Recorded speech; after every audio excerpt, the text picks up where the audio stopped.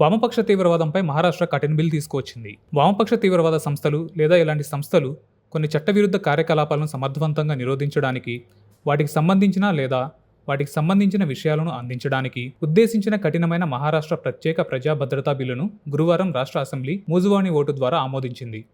బిల్లులోని కొన్ని నిబంధనల నిర్వచనం, వివరణపై ప్రతిపక్షాల ఆందోళన మధ్య ఈ బిల్లును ఆమోదించారు. శాసనసభలో బిల్లును ప్రవేశపెడుతూ రాజకీయ నిరసనకారులు, కార్యకర్తలపై బిల్లును దుర్వినియోగం చేయబోమని సభ్యులకు హామీ ఇచ్చిన ముఖ్యమంత్రి దేవేంద్ర ఫడ్నవీస్, మావోయిస్టులు రాష్ట్రంలో తమ స్థానాన్ని కోల్పోయారని, పట్టణ ప్రాంతాల యువతను బ్రెయిన్ వాష్ చేయడానికి, ప్రజాస్వామ్య వ్యవస్థకు వ్యతిరేకంగా నిలబడేలా చేయడానికి ప్రయత్నిస్తున్నారని విమర్శించారు.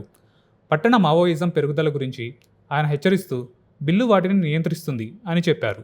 2 నుంచి 7 సంవత్సరాల వరకు జైలు శిక్ష విధించే ఈ బిల్లు చట్టవిరుద్ధమైన కార్యకలాపాలు అంటే ఒక వ్యక్తి లేదా సంస్థ ఏదైనా చర్య చేయడం ద్వారా, లేదా మాట్లాడడం, లేదా రాతపూర్వక పదాల ద్వారా, లేదా సంకేతం ద్వారా, లేదా దృశ్య ప్రాతినిధ్యం ద్వారా, లేదా ఇతరత్ర ప్రజాక్రమం, శాంతి, ప్రశాంతతకు ప్రమాదం లేదా ముప్పు కలిగించేది, ప్రజాక్రమం నిర్వహణకు ఆటంకం కలిగించేది లేదా అంతరాయం కలిగించేది, లేదా చట్టం లేదా దాని స్థాపించబడిన సంస్థలు, సిబ్బంది పరిపాలనకు ఆటంకం కలిగించేది లేదా జోక్యం చేసుకునేది అని బిల్లు పేర్కొంది.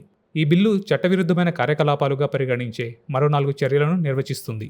అటువంటి బిల్లును ఆమోదించిన 5వ రాష్ట్రంగా మహారాష్ట్ర నిలిచింది. తదుపరి చర్చల కోసం దీనిని ఇప్పుడు ఎగువ సభలో ప్రవేశపెట్టనున్నారు. అసెంబ్లీలో సిపిఎం ఏకైక ఎమ్మెల్యే వినోద్ నికోల్ ఈ బిల్లును వ్యతిరేకించారు. నేను వామపక్షం నుంచి వచ్చిన ఏకైక ఎమ్మెల్యేని. హింసాత్మక చర్యలను అరికట్టాలి. ఎంసీఓసీఏ, యూఏపీఏ ఉన్నాయి. ముఖ్యమంత్రి గడ్చిరోలీలోని నక్సలిజాన్ని అంతం చేశారు. కానీ ఈ బిల్లును దుర్వినియోగం చేసే అవకాశం ఉన్నందున నేను దానిని వ్యతిరేకిస్తున్నాను అని నికోలే పేర్కొన్నారు.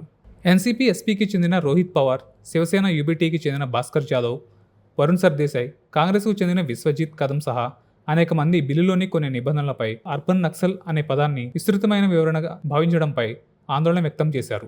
ఉమ్మడి సెలెక్ట్ కమిటీ సూచనలన్నీ సవరించిన బిల్లులో చేర్చలేదని కూడా వారు విచారం వ్యక్తం చేశారు.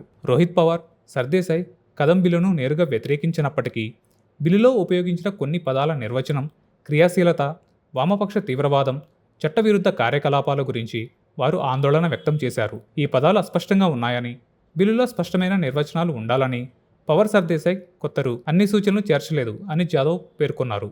కాంగ్రెస్ ఎమ్మెల్యే నానా పటోలే మాట్లాడుతూ 12,000 సూచనలు, అభ్యంతరాలు ఉన్నప్పటికీ కేవలం 3 మాత్రమే ఆమోదించారు అని తెలిపారు. ఈ అస్పష్టమైన పదాల దుర్వినియోగం గురించి రోహిత్ పవార్ ఆందోళన వ్యక్తం చేశారు. వామపక్ష తీవ్రవాద భావజాలం అంటే ఏమిటో స్పష్టమైన నిర్వచనం లేదు. ప్రజల మనసులలో సందేహాలు ఉన్నాయి. ప్రస్తుత చట్టాలు ఉన్నప్పుడు కొత్త చట్టం అవసరం ఏమిటి? నిర్వచనాలు అస్పష్టంగా ఉన్నాయి అని ఆయన పేర్కొన్నారు. ప్రతిపక్షాల ఆందోళనను ప్రస్తావిస్తూ బిల్లు వామపక్ష పార్టీలను లేదా ప్రభుత్వాన్ని విమర్శించే వారిని లక్ష్యంగా చేసుకోదని ఫడ్నవీస్ స్పష్టం చేశారు. కొంతమంది సభ్యులు ఆందోళన వ్యక్తం చేశారు. కానీ ఈ చట్టం ఏ వామపక్ష రాజకీయ పార్టీకి వ్యతిరేకం కాదు. భారత రాజ్యాంగాన్ని పడగొట్టడానికి, ప్రజలను రెచ్చగొడుతున్న సంస్థలకు ఇది వ్యతిరేకం.